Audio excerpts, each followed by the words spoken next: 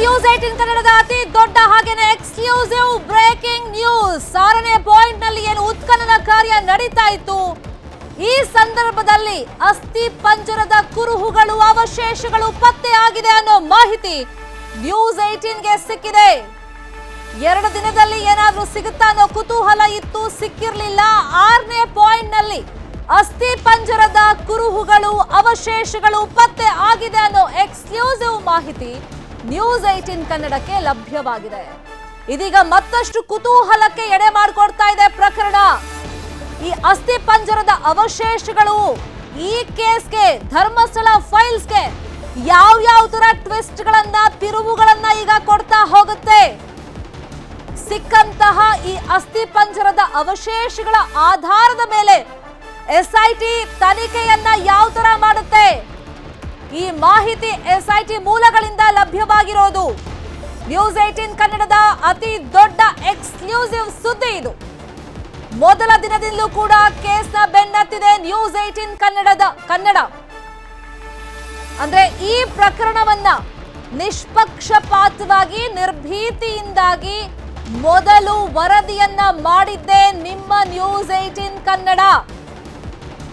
2 ದಿನ ಉತ್ಖನನ ಕಾರ್ಯ ಆಗಿತ್ತು. ಇವತ್ತು 3ನೇ ದಿನ. ಆರಂಭದಲ್ಲೇ ನಾವು ಗಮನಿಸ್ತಾ ಇದ್ದೀವಿ, 6ನೇ ಪಾಯಿಂಟ್ ನಲ್ಲಿ ಅಸ್ಥಿ ಪಂಜರದ ಅವಶೇಷಗಳು ಪತ್ತೆ ಆಗಿದೆ. ಧರ್ಮಸ್ಥಳದಿಂದ ನ್ಯೂಸ್ 18ಗೆ ಅತಿ ದೊಡ್ಡ ಮಾಹಿತಿ ಲಭ್ಯವಾಗಿದೆ. ಇವಾಗ ಈ ಕೇಸ್ಗೆ ಒಂದು ಟ್ವಿಸ್ಟ್ ಸಿಗ್ತಾ ಇದೆ. ಅಂದ್ರೆ ನಿನ್ನೆ ಆತನನ್ನ, ಅಂದ್ರೆ ಆ ದೂರುದಾರ ಅನಾಮಿಕ ವ್ಯಕ್ತಿಯನ್ನ ವಿಚಾರಣೆಗೆ ಒಳಪಡಿಸಿದಾಗ ಆತನಿಗೂ ಒಂದಿಷ್ಟು ಗೊಂದಲಗಳಿತ್ತು. ಅಂದ್ರೆ ನದಿ ಪಕ್ಕದ ಪಾಯಿಂಟ್ಗಳಿದೆಲ್ಲ ತಾನು ತೋರಿಸಿರೋದು, ಹಾಗಾಗಿ ಇಲ್ಲಿ ಸಿಗೋದು ಸ್ವಲ್ಪ ಡೌಟ್ ಇರಬಹುದು. ಆದ್ರೆ 9ನೇ ಪಾಯಿಂಟ್ ಇಂದ ಖಂಡಿತ ಸಿಕ್ಕೇ ಸಿಗುತ್ತೆ ಅನ್ನೋ ವಿಶ್ವಾಸದ ಹೇಳಿಕೆಯನ್ನ ಆತ ಕೊಟ್ಟಿದ್ದ. ಆದ್ರೆ 6ನೇ ಪಾಯಿಂಟ್ ನಲ್ಲೇ ಅಸ್ಥಿ ಪಂಜರದ ಅವಶೇಷಗಳು ಪತ್ತೆ ಆಗಿದೆ ಅನ್ನೋ ಮಾಹಿತಿ ನ್ಯೂಸ್ 18 ಕನ್ನಡಕ್ಕೆ ಲಭ್ಯವಾಗಿದೆ. ವೀಕ್ಷಕರೇ, ನೀವು ಗಮನಿಸಿದಂಗೆ ಮೊದಲ ದಿನದಿಂದಲೂ ಕೂಡ ಧರ್ಮಸ್ಥಳದ ಕೇಸ್ನ ವಿಷಯವಾಗಿ ಪಿನ್ ಟು ಪಿನ್ ಮಾಹಿತಿಯನ್ನ ನ್ಯೂಸ್ 18 ಕನ್ನಡ ನಿರ್ಭೀತಿಯಿಂದ, ನಿಷ್ಪಕ್ಷಪಾತವಾಗಿ ನಿಮ್ಮ ಮುಂದೆ ಡೀಟೇಲ್ಸ್ ಅನ್ನ ಕೊಡ್ತಲೇ ಬಂದಿದೆ. ಕನ್ನಡದ ಏಕೈಕ ಚಾನೆಲ್ ನಿಮ್ಮ ನ್ಯೂಸ್ 18 ಕನ್ನಡ ಈ ಬಗ್ಗೆ ವರದಿಯನ್ನ ಪ್ರಸಾರ ಮಾಡಿದ್ದು. ಸಾರ್ವಜನಿಕ ವಲಯದಲ್ಲೂ ಕೂಡ ಈ ಬಗ್ಗೆ ಕುತೂಹಲ ಇದ್ದೇ ಇತ್ತು. ನೂರಾರು ಸಂಖ್ಯೆಯಲ್ಲಿ ಶವಗಳನ್ನ ಹೂತಿಟ್ಟಿದ್ದೀನಿ ಆತ ಹೇಳಿದ ಮೇಲೆ ಯಾಕೆ ಡಿಲೇ ಆಗ್ತಾ ಇದೆ ಅಂತ ಹೇಳಿ ಒಂದಾದ್ಮೇಲೆ ಒಂದು ಕಂಪ್ಲೇಂಟ್ ಕೂಡ ಈ ಬಗ್ಗೆ ದಾಖಲಾಗ್ತಾ ಇತ್ತು. ಈ ಕೇಸನ್ನ ನ್ಯೂಸ್ 18 ಕನ್ನಡ ಕೂಡ ಬೆನ್ನತ್ತಿತ್ತು. ಇದೀಗ ನ್ಯೂಸ್ 18 ಕನ್ನಡಕ್ಕೆ ಧರ್ಮಸ್ಥಳದಿಂದಲೇ ಸಿಕ್ಕಿರುವಂತ ಸ್ಫೋಟಕ ಮಾಹಿತಿ, ಅನಾಮಿಕ ಹೇಳಿದಂತೆ ಕಳೇಬರ ಪಾಯಿಂಟ್ ನಂಬರ್ 6ರಲ್ಲಿ ಸಿಕ್ಕಿದೆ.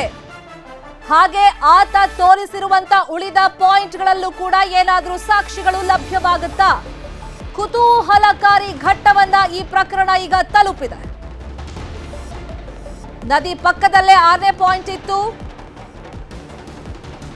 ಆತನಿಗೂ ಕೂಡ ನಿನ್ನೆ ಒಂದು ಸಣ್ಣ ಮಟ್ಟಿನ ಅನುಮಾನ ಬಂದಿತ್ತು. ಯಾಕಂದ್ರೆ 5 ಪಾಯಿಂಟ್ಗಳಲ್ಲಿ ಗುಂಡಿಯನ್ನ ತೆಗೆದಂತ ಸಂದರ್ಭದಲ್ಲಿ ನದಿ ಪಕ್ಕದಲ್ಲೇ ಆ ಸ್ಥಳಗಳು ಇದ್ದಿದ್ರಿಂದ ಅಲ್ಲಿ ಸಿಗುತ್ತೋ ಇಲ್ವೋ ಅಂತ ಹೇಳಿ ಆತನಿಗೂ ಡೌಟ್ ಬಂದಿತ್ತು. ಪ್ರಣವ್ ಮೊಹಂತಿ ಅವರೇ ಕೇಳಿದಾಗ ನನಗೆ ಖಂಡಿತ ವಿಶ್ವಾಸ ಇದೆ, 9ನೇ ಪಾಯಿಂಟ್ ನಂತರ ಸಿಕ್ಕೇ ಸಿಗುತ್ತೆ, ಅದು ರಸ್ತೆ ಪಕ್ಕದಲ್ಲಿ ಇದೆ ಅಂತ ಹೇಳಿ. ಆದ್ರೆ 6ನೇ ಪಾಯಿಂಟ್ ಅಲ್ಲೇ ಈಗ ಅಸ್ಥಿ ಪಂಜರದ ಅವಶೇಷಗಳು ಪತ್ತೆಯಾಗಿದೆ. ನ್ಯೂಸ್ 18 ಕನ್ನಡಕ್ಕೆ ಈ ಬಗ್ಗೆ ಮಹತ್ವದ ಮಾಹಿತಿ ಲಭ್ಯವಾಗಿದೆ.